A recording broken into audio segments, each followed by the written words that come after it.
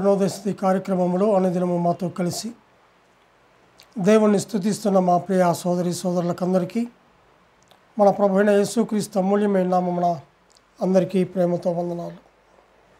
ఈ ఉదయకాల మన ధ్యానాంశము నిరీక్షణ. పరిశుద్ధ గ్రంథమైన బైబిల్లో నుంచి కీర్తనలు 42వ కీర్తన 5వ వచనం చదువుకుందాం. నా ప్రాణమా, నీవు ఏల కృంగి ఉన్నావు, నాలో నీవేళ తొందరపడుచున్నావు.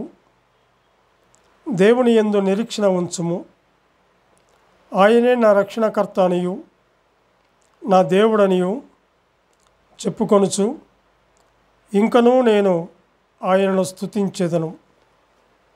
అలాగే 11వ వచనం కూడా, నా ప్రాణమా, నీవేళ కృంగి ఉన్నావు, నాలో నీవేళ తొందరపడుచున్నావు. దేవుని యందు నిరీక్షణ ఉంచుము, ఆయనే నా రక్షణకర్త నా దేవుడు, ఇంకను నేను ఆయనను స్తుతించెదను. అలాగే 43వ కీర్తన 5వ వచనం కూడా చదువుకుందాం. నా ప్రాణమా, నీవేళ కృంగి ఉన్నావు, నాలో నీవేళ తొందరపడుచున్నావు. దేవుని యందు నిరీక్షణ ఉంచుము, ఆయన నా రక్షణకర్త నా దేవుడు, ఇంకను నేను ఆయనను స్తుతించెదను అని చెప్పేసి చూస్తుంటున్నా. ఈ ఉదయకాల వేళలో అనుదిన అరుణోదయ కార్యక్రమంలో చేరి ఆయన కృపాసనం ఎదుకు వచ్చి దేవాతి దేవుడు, మహాత్యము కలిగిన దేవుడు, మహిమ కలిగిన రాజు, రాజులకు రాజు, ప్రభులకు ప్రభు అయినటువంటి ఆయనను స్తుతించి కనపరిచే భాగ్యాన్ని దేవాతి దేవుడు మనందరికీ అనుగ్రహించాడు. కాబట్టి ఆయన ఎంతగానో మనము స్తుతించవలసిన వారముగా మనము ఉంటున్నాం. ఇక్కడ మనం చదువుకున్నటువంటి లేఖన భాగంలో 42వ కీర్తనలో మనం చదువుకున్నట్లయితే 5వ వచనంలో, నా ప్రాణమా, నీవు ఎలా కృంగి ఉన్నావు, నాలో నీవేళ తొందరపడుచున్నావు.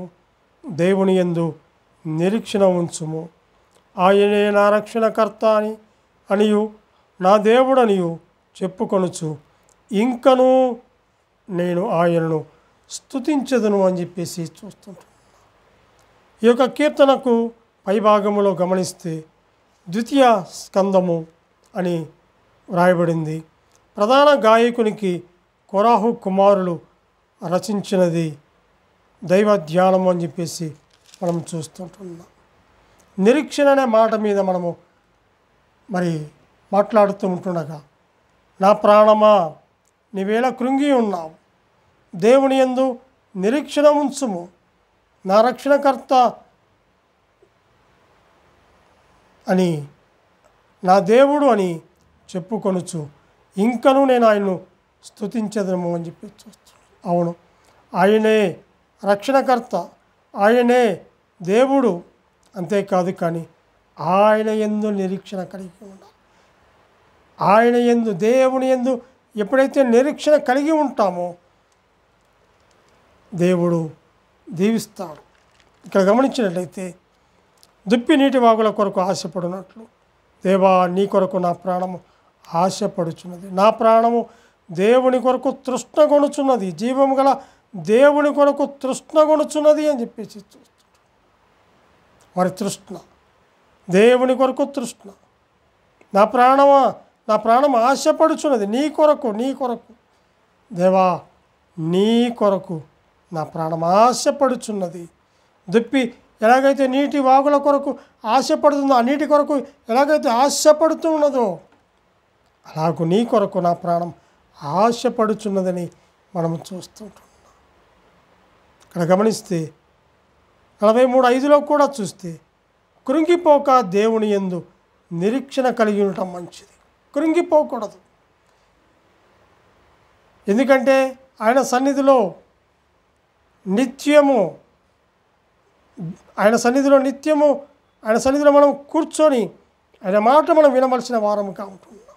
ఎందుకంటే ఆయన సన్నిధిని జీవము గల దేవుని కొరకు తృష్ణ కొని ఉండాలి. మన తృష్ణ, నా తృష్ణ ఎలా ఉంది? ఆయన సన్నిధిలో కూర్చొని ఆయన మాటలు వినాలి.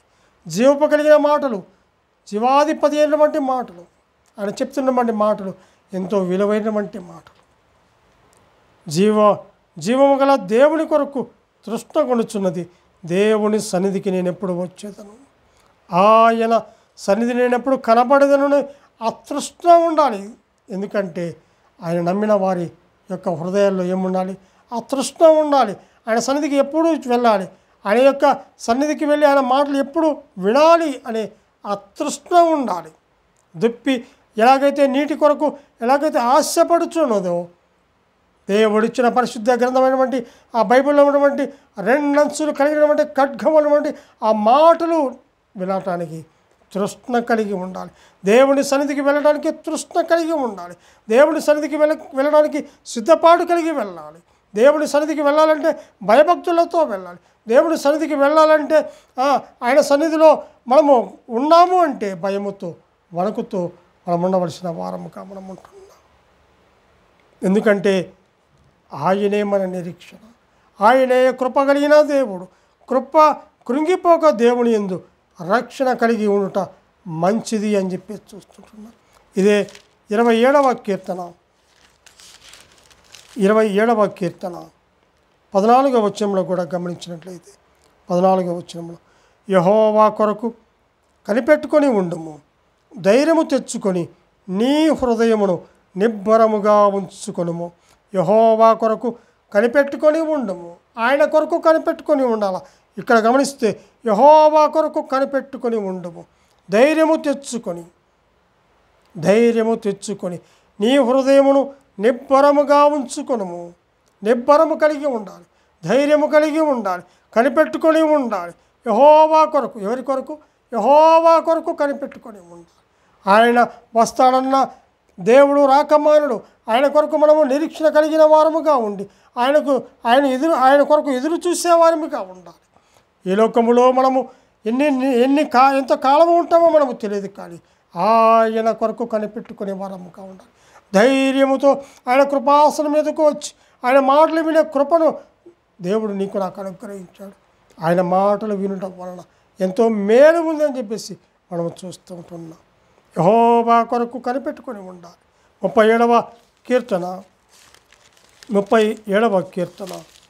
34వ వచనంలో కూడా మనం చదువుకున్నట్లయితే 37వ కీర్తన 34వ వచనం, యెహోవా కొరకు కనిపెట్టుకొని ఉండము, ఆయన మార్గము అనుసరించుము, భూమిని స్వతంత్రించుకున్నట్లు ఆయన నిన్ను హెచ్చించును, భక్తిహీనులు నిర్మూలము కాగా నీవు చూచెదవు అని చెప్పి చూస్తాం. ఇక్కడ మనం గమనిస్తే యెహోవా కొరకు కనిపెట్టుకొని ఉండాలి, ఆయన మార్గము అనుసరించాలి, అప్పుడు భూమిని స్వతంత్రించుకున్నట్లు ఆయన నిన్ను హెచ్చించును అని చెప్పి చూస్తుంటాం.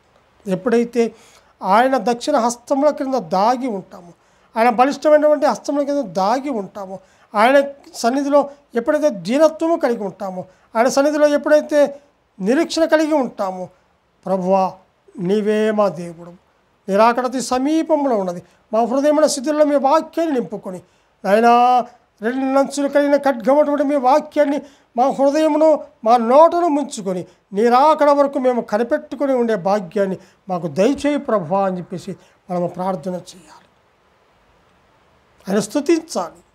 ఇక్కడ గమనిస్తున్నట్టయితే యెహోవా కొరకు కనిపెట్టుకొని ఉండాలి, ఆయన మార్గం అనుసరించాలి, ఆయన నిన్ను దీవిస్తాడో లేక హెచ్చిస్తాడో అని చెప్పేసి చూస్తున్నా.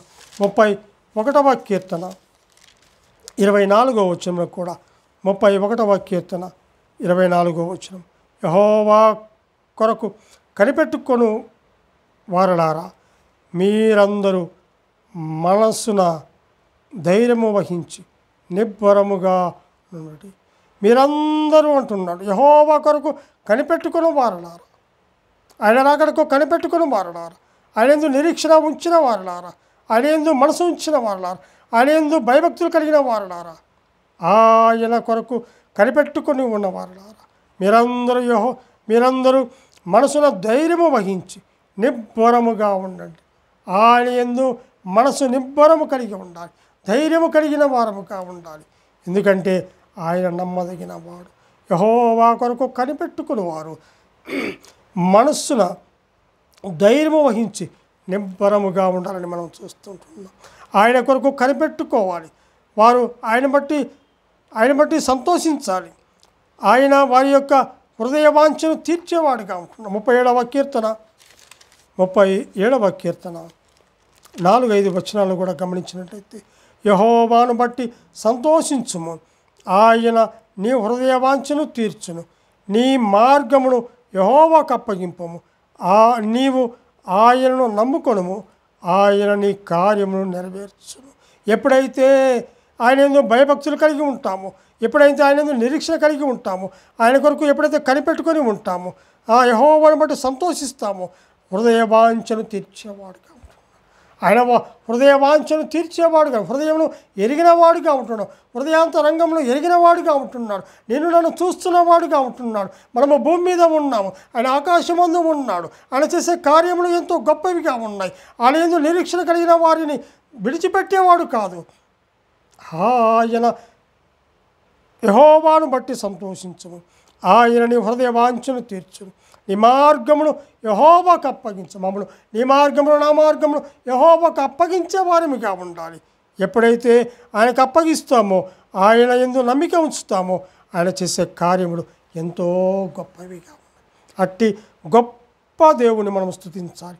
ఆయన కార్యములు ఎంతో గొప్పవిగా ఉన్నాయి. ఆయన చేసే పని ఎంతో గొప్పదిగా ఉంది. హృదయాన్ని అప్పగించుకొని, హృదయమును అప్పగించుకొని అనగాలి. ఏది అడిగినా కూడా మన జీవితంలో ఆ జీవాధిపతి అయిన దేవుడు చూపిన ప్రేమను, నిరీక్షణను, విశ్వాసమును బట్టి ఆయన మనము ఎంతగానో స్తుతించవలసిన వారముగా ఉంటున్నాం. ఈ లోకంలో మనము ఎంతకాలం ఉంటామో తెలియదు, కానీ ఉన్న కొద్ది కాలం నమ్మకంగా, యథార్థంగా, భయము కలిగి, భక్తి కలిగి, హృదయానుసారముగా, నెమ్మది కలిగి ఆయన వైపుకు చూస్తూ మనము ముందుకు సాగిపోవలసిన వారముగా ఉంటున్నాం.